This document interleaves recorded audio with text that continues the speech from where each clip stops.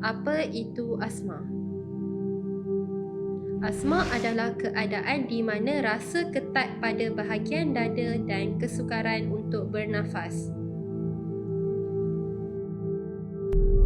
Paru-paru kita berfungsi seperti penapis udara. Sekiranya terdedah kepada udara tercemar atau asap, saluran pernafasan akan menjadi sempit. Simptom asma.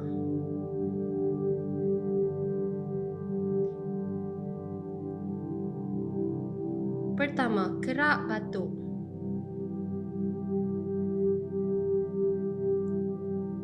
Kedua, terdedah dengan asap rokok. Ketiga, cepat penat apabila bersukan. Asma telah menyerang 300 juta orang dan menyebabkan 250,000 kematian setakat ini.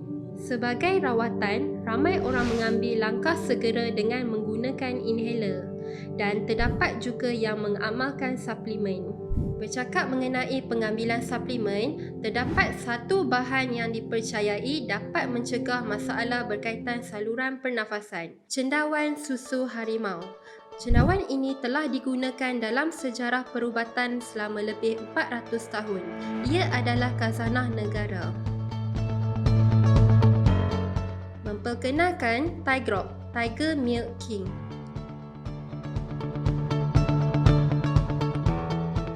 Dengan kuasa 5 anti-𝐷𝐷 dapat bantu selesaikan masalah saluran pernafasan. Untuk maklumat lanjut, sila hubungi nombor di bawah.